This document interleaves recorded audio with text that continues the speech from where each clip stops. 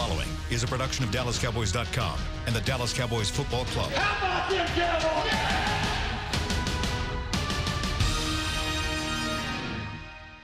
This is Talkin Cowboys. Streaming live from the Dallas Cowboys World Headquarters at the Star in Frisco. First down. Handoff. Elliott plowing to the goal line. Barry, sacked by Lawrence. Prescott keeps it, and he bangs it in for the touchdown. Here are Mickey Spagnola, Brian Broaddus, Rob Phillips, and Bill Jones. And welcome into Talkin Cowboys inside the SWBC Mortgage Studio, a chilly studio and a chilly, rainy day out here at the Star in Frisco. Cowboys out there practicing in it right now. Rob Phillips in for Bill Jones, Mickey Spagnola, Brian Broaddus. Bye week's over. It's time to get back to work, fellas. 9 games, right? 9 games to decide this season. The following. 4-3 football team. Jerry Jones was asked about that football team and their record. Not too happy about that, huh? Thinks it should be better. Is anybody happy with it? Are you happy with it? No. Why it not? Should be 6-1. 6-1. Yeah.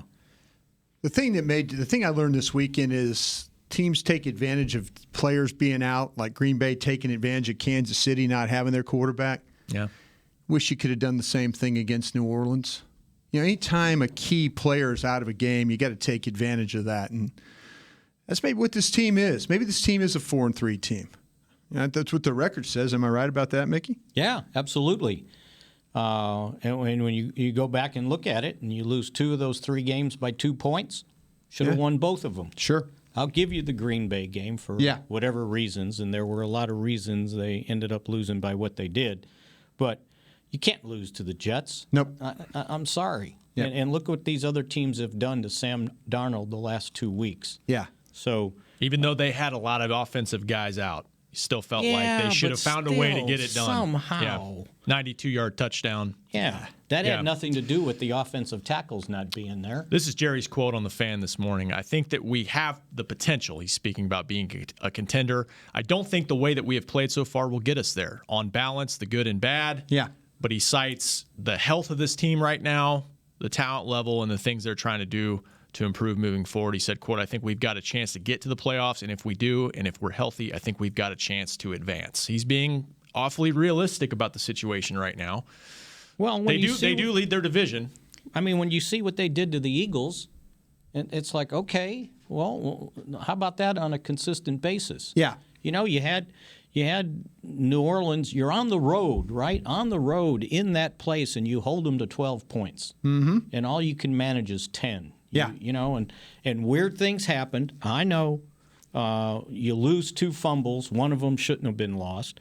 You had a 1st and 10 at the 11, and you kicked a field goal. You missed a field goal. I could find you 3 points real easy in that game. Sure. And so, yeah, you know, that was a winnable game. I'm sorry.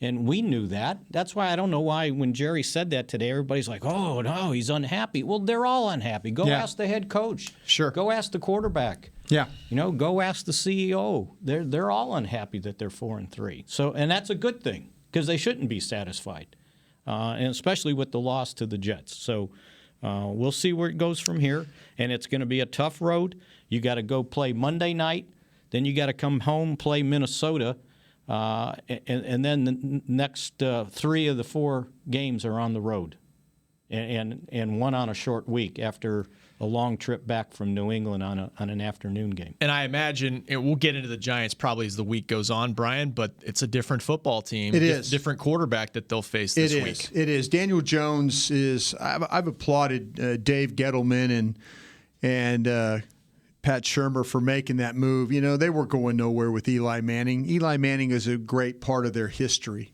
Giants, since 1925, the Giants have a great football history, and he's part of that. But they need to move on. And Daniel Jones gives them a little bit different attack. And, you know, the last time these two teams played, Golden Tate was not involved either. Yep. You know, and, you know, Darius Slayton has been kind of emerged as a nice player for them. We always kind of talk about Evan Ingram and what he's done. Defensively, they still have a lot of the same guys. So they have got to figure out defensively, James Betcher, the defensive coordinator, had better figure out how he's going to play this time around. He didn't get nearly enough pressure. He allowed free access and routes, and these Cowboy receivers ate him alive doing that. So, yeah, things are different on offense. They're not so much different on defense, and that's something that the Giants, they've had to live with that the last couple of weeks as far as not being able to stop people at key times, losing games, the Detroit game, the Arizona game. They were playing New England toe-to-toe, and then that second half got away from them there. So different team, yes, offensively. Different team defensively, absolutely not. Same problems. Giving up a lot of plays in the passing game. Yeah. The secondary. They have no pass rush. Yeah. That's a big problem for them. They do not get any pressure on your front. And it's a shame and I don't care who you're playing, when you lose a game and your quarterback completes 28 of 41 for 322 and throws 4 touchdown passes. Yeah. And you get beat because your defense can't hold down the fort. Right. So he's not the problem. As a matter of fact, he, as Brian said, he just may be the answer on offense. And Golden Tate had a nice game on Sunday. Yeah, so, you don't need what happened like with Sam Darnold, young quarterback, getting hot during a game. And then all of a sudden, then you're doing all the things that Mickey talked about, the missed field goals, penalties, turnovers, whatever, plagues this offense at times, untimely penalties, a holding after a big game, a drop pass. You don't need that same thing to happen. You don't need to encourage Daniel Jones to play in this game. Kind of like the Jets game. Oh, yeah. Don't give them reason to hang around. Don't give them any reason to hang around. Yeah. This kid, if you watch what happened to him in the Arizona game, they got behind, and all of a sudden he started holding the ball. He had some problems in the pocket. They knocked the ball out of his hands a couple of times. You need to create that kind of pressure. Don't let him feel comfortable like you let Sam Darnold feel comfortable, or he will find Golden Tate, or he will find Darius Slayton, or he will find Evan Ingram, or they'll hand the ball to that runner, and make it really tough on you right then and there. And he might go 70 yards on you, that's the one guy that you should really worry about. I know they've done some better things in the run game, Cowboys defensively, but it's all coming back to, every time it looks like they hand that ball to that 26, it's a 5-yard gain. Yeah. And then with the potential of it being a 75-yard gain. So this team is not good enough just to roll their hat out. They played good enough against Philadelphia to do that. They played one of the most complete games they played all season, offensively, defensively, on special teams. They have got to have that kind of intensity for the next 9 weeks. And they got to play better on the road. You realize 2 of the 3 losses are on the road. Yeah. And the one road that they won, they struggled against Washington. That wasn't as clear cut as the final score might. They struggled in the first half, if I remember correctly. Yeah. And then they allowed them a late touchdown to make it close. They've struggled in every first half until the Eagles game. So they got to play better on the road. They can't just sit there going, "Oh, we're on the road," and you let that happen. They're 1-2. Used to be a staple of Jason Garrett was good road team. And maybe we'll see that in the second half coming back. But Mickey's right. The margin of error on the road has not been good. The margin of error at all has not been good.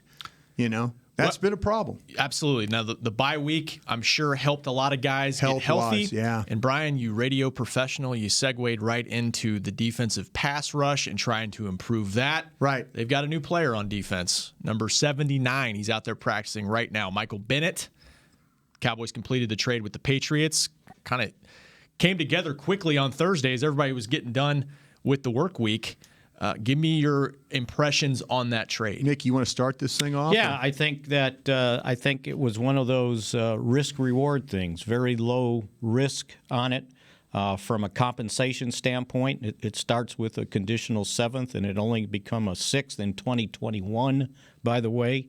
He only has $1.6 million left on his base salary, and that's all the Cowboys have to be responsible with. He has a $93,000 per game bonus that can get to $840,000 for the Cowboys if he plays all 9 games. So to me, the risk is very low from compensation-wise and salary-wise, and the reward can be pretty high. And if he comes in and, is a problem or causes a problem, then you just take out the eraser and say, okay, that was a 7th-round pick, we move on. But I think what they were looking for is a replacement for Tyrone Crawford.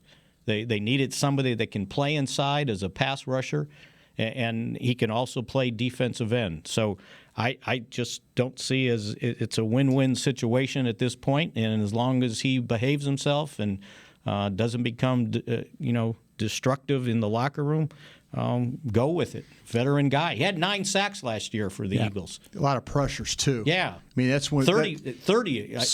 Sometimes pressure is more important than sacks. Because Jason Garrett always talks about, can you affect the pocket? Look in the Philadelphia game, how they affected the pocket, and they got turnovers. Sack, fumbles, interceptions, affecting the pocket. This is what Michael Bennett is capable of doing. And, if you go back, you look at the guys who were part of the Belichick tree. They last year they went to Nick Saban. They asked him about Amari Cooper. This time around, Jason Garrett goes to the horse's mouth, the mouth of the horse. So I guess that's how you say it, something like that, the horse's mouth. And Nick Saban, with Bill Belichick. And, he's developed a relationship with Belichick, and Belichick's moving on from guys. Maybe it doesn't make a fit. Coach talked about, if you look at the way that the Patriots, and we'll get into the Patriots here in a few weeks, their defense is different. If you ever watch the Patriots play, they play with a lot of linebackers now. That's how they attack the pocket. That's how they rush the passer. They get as many size linebackers on the field and rush. And that's what they've done. And Michael Bennett doesn't have a role in that. There were some games early in the year where he played more as a defensive tackle. I think that's what he's going to do for this team. He is going to play the Crawford role. And I'll tell you what, he will give you more of a pass rush than Crawford. Crawford's a powerful guy. This guy is powerful, but he also has a feel for how to get to the quarterback, how to affect the pocket, and how to get other guys home along with him. It's one of those moves that you make because in the second half of the season, you're going to line up against guys in Minnesota, in Detroit, in New England. You've got some quarterbacks on the horizon that will stand there and throw the football from the pocket. You've got to find ways to affect how they play so you have a chance to get stops in those games to get off the field. And the other thing is he's pretty fresh. He's only played 133 snaps in 6 games. Yep. That's like 22 a game, 36% of their snaps. So, he hasn't been worn out. The last game he played against the Giants, it was Game 6. He had 11 snaps. So you would imagine the guy should be somewhat motivated to come here and produce and be a good teammate. But at that point, we'll see. So what did you think about it when it came down? Well, I think you guys mentioned the Crawford role. They needed somebody else to play maybe a couple different positions, help out on the edge. And Brian talked about the inside rush. You imagine getting your best pass rushers all on the field at once potentially. Quinn, Tank, and Michael Bennett rushing in clear passing situations. Malik Collins, you can throw in there. Malik Collins, that's a pretty good mix, assuming he can get up to speed. And I think Jason spoke to this in the press conference, his familiarity with Chris Richard, playing under him in Seattle. Not only that, but Mickey, you mentioned, he's got a locker room tag that's kind of carried him for some years. Could he be a distraction? That's a talking point that people have so far. I think Chris Richard surely gave his stamp of approval as both of Michael Bennett, both as a player and a person. That's a big reason, I'm sure, why this deal got done, too. Well, I'm sure Richard had a talk with him before they pulled the trigger. Why wouldn't he, right? Sure, Jason Garrett had a talk with him, too. Yeah, absolutely. Yeah. So, and don't you look at him as more of a defensive tackle than a defensive end? Absolutely. That's why I kept hearing people talk about, well, they still need a defense. No, this guy's going to be a defensive tackle. He can help there, but absolutely, because that's where he needs to help. He could help at the tackle spot of being that under tackle in the pass rush, but also too, what have they got at a right end other than Robert Quinn? That's why I mentioned that spot, too. Yeah, all of a sudden you're thinking like, okay, Armstrong, has he really done much? Joe Thomas, or not Joe Thomas, Hyder Joe Jackson. And Jackson. Yeah. Well, Hyder on the other side. Hyder's been okay, but Joe Jackson on the other side. You got a lot of youth on that side. Yeah, you can't. I mean, coming out of camp, you're like, you were hopeful. I think I was hopeful, but you haven't got it. And you're going to need to keep Robert. Robert Quinn's played a lot of snaps already. And the fact I like the fact that Mickey brought up the point this guy hasn't played much. It reminds me very much of a deal you make in the baseball, for the stretch run, for the pennant drive. You go get a pitcher. You go get somebody that has got some skins on the wall, that knows how to play in these big games, that can affect the way that these offenses, how you can affect the offense. And I'm all for it. Yeah, we need to keep an eye on Robert Quinn. Let's see if Robert Quinn's been very good through these first 7 games. Let's see in the second half. There's a lot of times some of these defensive ends get wore down, but he seems like to me he's holding up there pretty well. So get as many of those guys on the field that it can affect the pocket and do what you did against the Philadelphia Eagles. Take a very good offensive line, put them in peril, put their quarterback in peril, and hopefully continue to create turnovers. What do you think it says about Tristan Hill's development at this point? 21 years old and not ready. He's not ready. He's not. It's obvious. Yeah, We've had 7 games. Yeah. He's not ready. He's not ready, and the hope was that maybe you could plug him in. There's some plug-and-play players. This team has had a great success with plug-and-play players. Quarterback, by injury, but they plugged him in, he played. The running back, look at all the offensive linemen. Tyron Smith, Zach Martin, Travis Frederick, plug-and-play guys. Lyle Collins, plug-and-play guys. That's what they do. The wide receiver you traded for last year. Yeah, they just get guys and they plug them in and they play. And sometimes they don't, right? Yeah. Connor Williams struggled early in his rookie year. Did he get better when they brought him back from the surgery? Yes. Yeah. Is he better this year? He has his moments, but he's better. So maybe Tristan Hill, kind of the same thing, or at least they hope. Yeah, right. 21 years old again, and Connor Williams was a young guy too. He was the same age. Same age. Sorry, you're talking about draft picks that have stepped in right away. They have had a lot of success doing that. No, there's some positions that are plug and play. He hasn't learned. Learning. I mean, you got to have some tools. You give your tool belt. You got to have some things the way to kind of play. He's trying hard. His effort's good. I think that's got to be pointed out too. That it's not like he's an issue bum. Beyond. He's not a bum. And and I know there's people that will probably say, "Oh, well, Taco was a bum." That his attitude was bad and all that. That's a whole other story, another day. This kid's got a really good attitude. He just doesn't know how to play at the NFL level right now. And you hope when he's 22 years old that all of a sudden the light comes on and it's like, oh, I'm a little bit stronger. I'm a little bit tougher. I understand now what I have to do in order to be active every week. So the trade deadline's in today. 3 hours? Should wait on 3.5 hours? We got to take a break? Why don't we carry that one over? All right, that sounds good. Few hours until... I didn't mean to grab the steering wheel. Till the trade line ends, will the Cowboys do anything else? That's next on Talkin Cowboys. Your new apartment's big. Such a great deal. It's okay. Just okay? What's not to... Right above the subway! Well, I bet you don't even notice it after the... That's my neighbor, Angus. A deal that's just okay is not okay. Get a great deal with America's Best Network. Come into an AT&T store and learn how to buy one smartphone and get a second one on us. Based on GWS One score, September 2018. Star Sports Tours is the only official fan travel partner of the Dallas Cowboys, offering exclusive game weekend travel packages with sideline access and photo ops with current players, alumni, and cheerleaders. That's not all, though. You'll get to talk X's and O's with Senior Director of Player Personnel Will McClay, and of course with yours truly, me, Brian Broaddus. You can trust the official fan travel partner of the Dallas Cowboys, and with us, you'll travel like a pro. Visit cowboystravel.com to book your travel package today.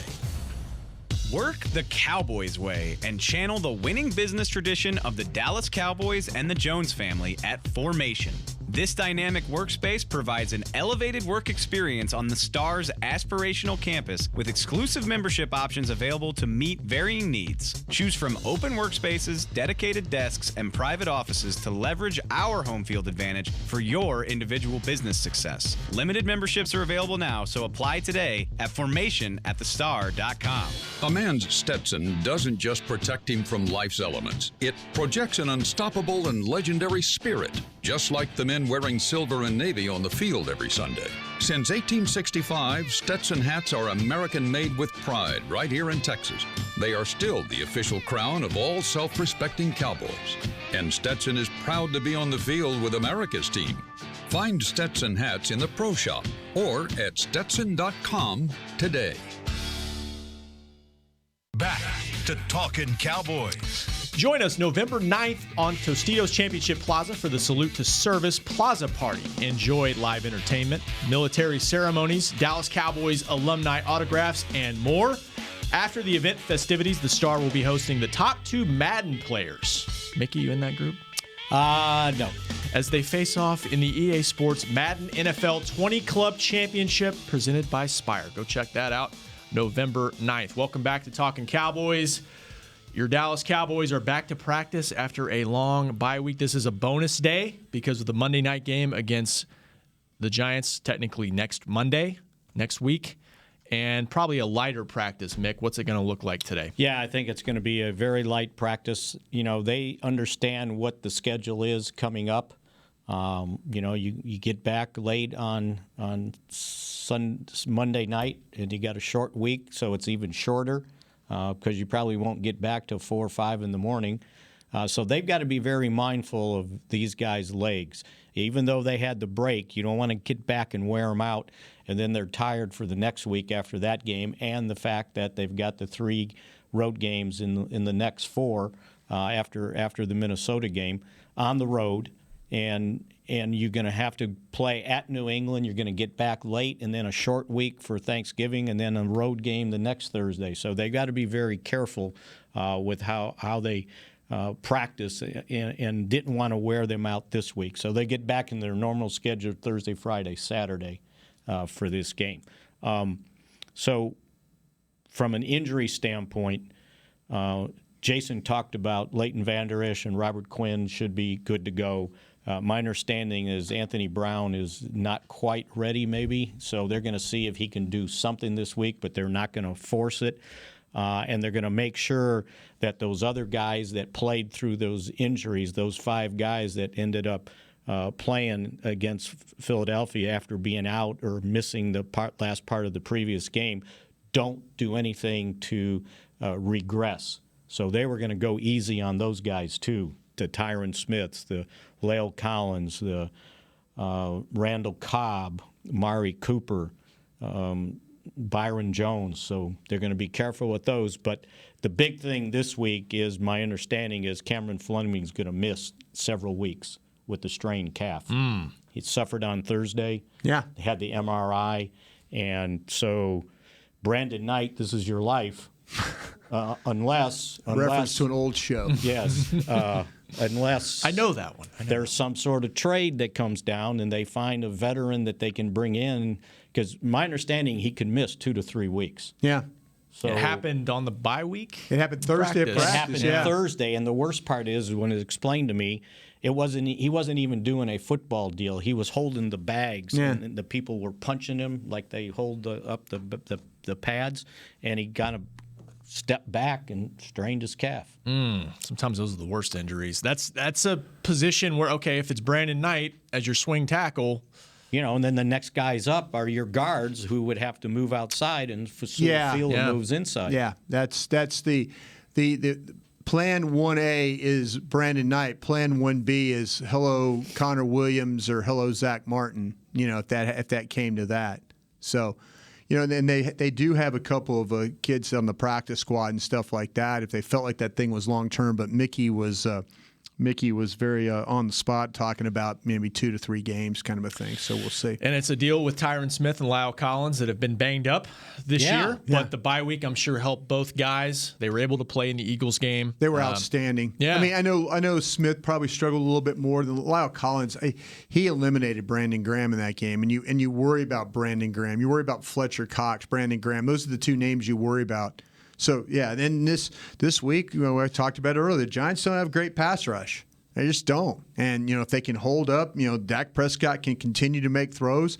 We've seen him have success last year. Remember the game against the Giants at the end of the year? I mean, he won that game with one of the best throws I've ever seen to Cole Beasley. So, and hopefully they get Amari Cooper going again. And then also, remember, Randall Cobb had a really nice game against these guys in week 1. So maybe get him back in the end zone once again. You know, it's almost like the worst position of need out there is offensive line. Right. There's not enough of them to go around. We talk about it in camp every year. Yeah. Teams aren't cutting them. No. You know, if you've got them, you hang on to them.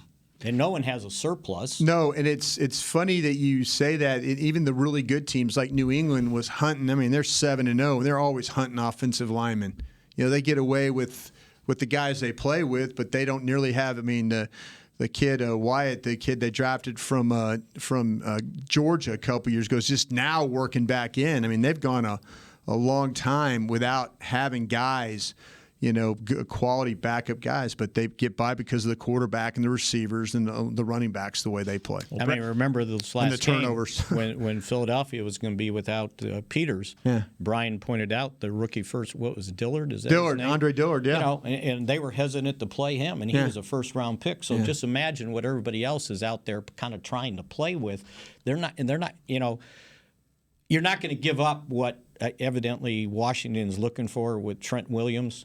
It sounded like they want 2 first-round picks or a first and a second. They have a 2 for sure, I've heard, but they're probably looking for a 1. Yeah. Is what they're looking for sure right there. That's Washington being stubborn right there, though. But that also shows you how valuable, if you can find one of these guys that somebody wants to get rid of. But no one wants to get rid of these guys. And you can say, okay, well, maybe you spotted somebody on somebody's practice squad. Okay, well, that's just bringing in another guy that hasn't played. Well, it just shows you, too, Washington's situation. Running game Moses is now the head coach on the interim basis, and the guy still doesn't want to play. You figure, man, his coach is involved, man. Right. And he's still, I'm not interested in coming into that train wreck. I never thought I'd say they miss Cameron Fleming, but maybe they're going to miss him. Brandon Knight showed them some things in the limited snaps he's gotten. However, he's a rookie, undrafted rookie. Yeah. And that's why they went with Fleming in that swing role when he's been healthy, is Mark because Colombo of the experience. saw something in the kid that he was playing guard. I mean, he was playing tackle. I've seen him play tackle at Indiana. Wasn't terrible. Signs as a free agent. If you would have said, hey, who is the surprise guy that's going to make this football team, someone would have come to me and said, oh, hey, by the way, Brandon Knight's going to make this football team at guard. I'm like, get out of here. No. But, hey, they thought enough of him, and he hasn't been terrible. I think that Mickey's going to be, if he had to play, would be happier with him than he would Cam Fleming. He's actually an example of what you guys are talking about. They had some injuries early in the season, had to get, I think, Cedric Wilson up from the practice squad. Right. He was not the cut. Never was. And they had a surplus there, and they hung on to him for basically what you guys are talking about. If you think you got a good one, you hang on to him at tackle. Right. Which, by the way, they were able to release Justin Hamilton. They figured that was the spot to make room for the 53. Yes, and he had Bennett. He had number 79, I believe. He did and for a brief moment. A very brief moment, a blink of an eye, and now so it's when Michael you see Bennett's. Bennett out there, he'll be in 79. Okay, so you guys have talked trade, and I know we're taping this as of Tuesday morning, so if you folks listen later in the day, this will be old news, but trade deadline at 3 p.m. Central. Jerry Jones said on The Fan, quote, anything is possible when it comes to making a deal. You think he's being serious? You think they've got something I think going? the phones have been ringing both ways probably, and you just kind of listen. And then I don't see a big splash. What else do you think they need? Well, I just told you. Besides that, anything else besides potential offensive tackle depth? They've addressed defensive line, specifically maybe the interior more than the exterior line. Has anybody, Mickey, talked to you about a safety? Has anybody? Just the radio guys. Radio guys. Yeah. And we forget they do have that Josh Jones on the practice squad. They do. And it's funny because we kind of forget about him. But if you ask about safety, but I asked 2 or 3 different guys that said, "Hey, what's your situation on?" Like Mickey said, we're taking calls. We're looking for a right deal.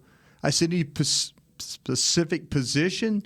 And they're like, "No, not really." So, if you think, it's a safety, it's a defensive end, it's an offensive lineman, I mean, I just think they're looking for the right deal. If somebody were to come along that someone's having a fire sale and they're like saying, "Listen, we're 1-6, we're not going anywhere, and we're just going to try and recoup a pick or 2 of a guy that we might not be able to re-sign," then instead of wait for the compensatory pick, that's smart business. But I just kind of got the feeling that they're taking calls, but they're not really actively going after.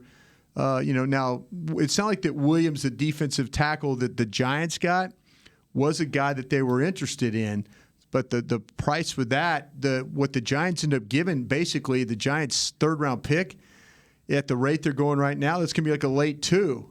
So, that's kind of where you're at with that. That's, if you to make that deal, you were going to probably have to give up your 2 or maybe a little bit more to make that pick for or get that trade for Leonard Williams done, and then also have to re-sign him at the end of the season. He's in the same boat as he came in the same draft class, first-round class, as Byron Jones, both playing on those the rookie contract, the 5th-year option on those. So, and you never know why, but he hadn't been playing well this year. He's 7 games, no sacks. And we saw the Cowboys part with a first-round pick last year for Amari.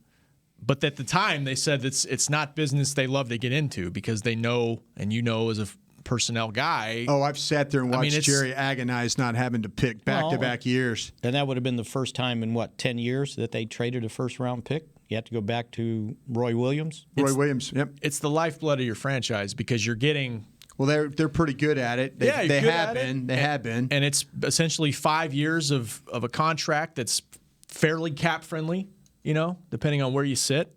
And we'll see. Can I ask a question? I think you said it, Brian, with right deal. It's got to be the right deal. Bennett was the right deal. Is there any position you would give a first-round pick for right now, Mickey?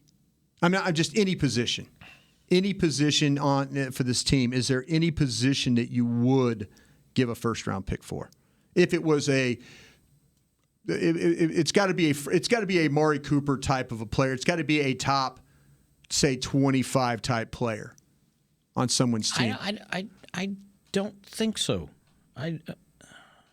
See, I was thinking about a safety. But then again, every time I think about a safety, I remember the draft last year, and they didn't want to even use a second-round pick. And that's absolutely right, because every one of my safeties, Adderley and the kid from Washington, and all these, the only safety that was off the board was the kid from Mississippi State that the Raiders took, Abram, and all of a sudden they had every safety on the book on the board at 58, and they didn't even look at any of them. So here I'm saying, oh, yeah, I would give up a first-round pick for a safety. And they had a chance at 58 to grab one, and they didn't even want to do that. You just don't see it realistically. Yeah, and so you're saying if you're out there saying, oh, yeah, well, they'll trade for a safety. Well, no, they won't, because they didn't want one in the first place. They had a chance to draft a young safety, have some control for 4 years, and they didn't even take that. Yeah. And think about the sort of somewhat veteran safeties they've brought in here over the last several years. They didn't even make the team.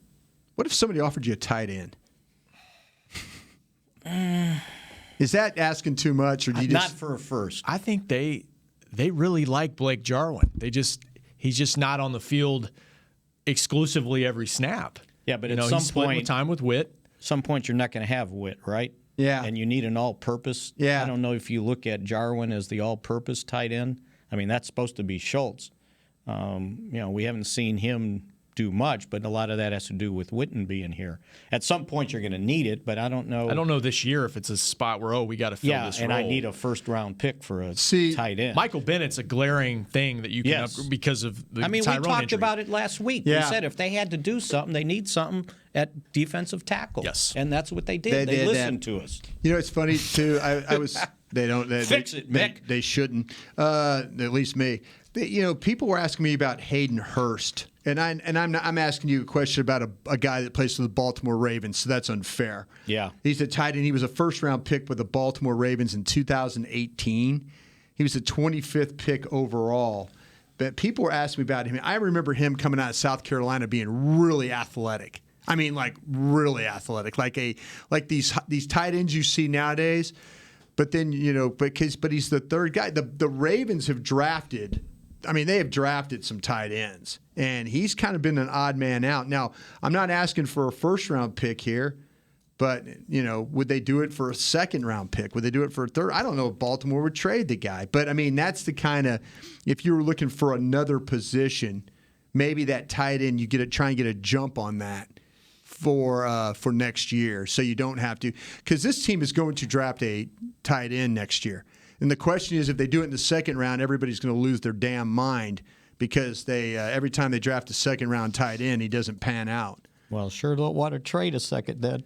Or he pans out somewhere else. Yeah, but that's what I'm saying. Because Jason Witten's in his prime. And, do you give a second-round pick for a guy that you kind of know could play a little bit, like Hayden Hurst, and just say, okay, we're not gonna worry about it. We're gonna go ahead and take that. I mean, in Philadelphia, we traded.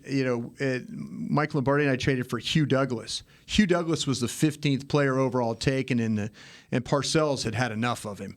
And we traded a second-round pick for a first-round player, and Hugh Douglas played a lot of years. Mickey, you guys covered the team. When they had run and winning the division. Hugh Douglas was a good player for them. So maybe that's the kind of thing you're looking for right now as far as a trade.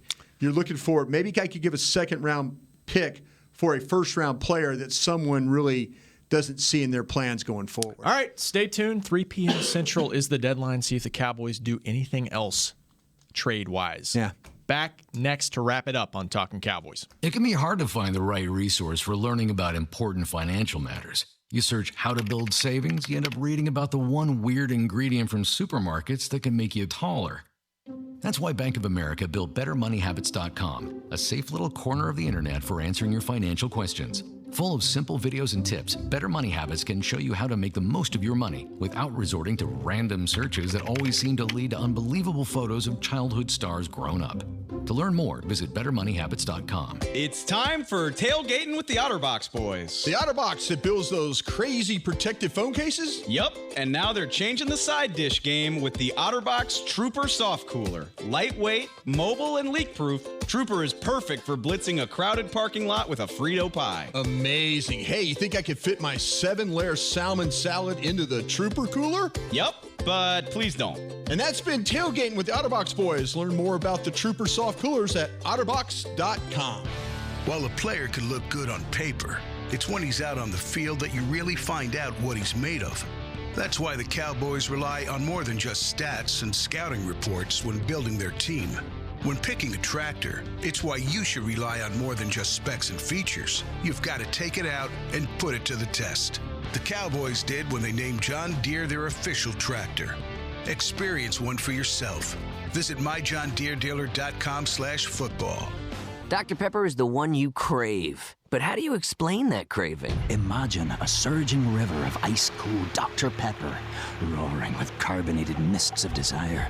You're dangling above it, upside down, like a fishing lure in the wind. 23 flavors tickle your nose, but the river is too far away to taste. Dr. Pepper calls to you. You. Now that is a Dr. Pepper craving. Dr. Pepper, the one you crave. Want to use what the pros use? How about the official men's skincare brand of the Dallas Cowboys, Jack Black. Right now you can get the Jack Black Starter, a curated collection of Cowboys locker room favorites for just $10 with free shipping. The starter includes 4 Jack Black skincare favorites plus a full-sized intense therapy lip balm. Go to getjackblack.com/Cowboys and use the code word TEAMJB. That's getjackblack.com/Cowboys. The Jack Black Starter, $10, free shipping. Back to Talkin' Cowboys. Well, Halloween's just around the corner, and if you go to Jack Black, the trick is 2 days picking just 6. You spend $75 on product, and you get to pick 6 different products for free. So don't let this deal run out. Get to it right now. Go to getjackblack.com. I like that tagline they got. The trick is picking just 6. Just 6. And they're right. There's plenty to choose from. Hey, pick 6. Could use one of those. Yeah. A few. Yeah. Try to get some extra scores that way. Hey, Well, 4 takeaways in one game is a start, right? Well, their first 2 possessions starting on the other side of the 50-yard line. Need more quarterback and center bad exchange things, like hitting guys in the hands and players being aware. Jump on it. It always helps. Yeah. All right, we got a couple minutes before we get out of here. Cowboys practicing right now.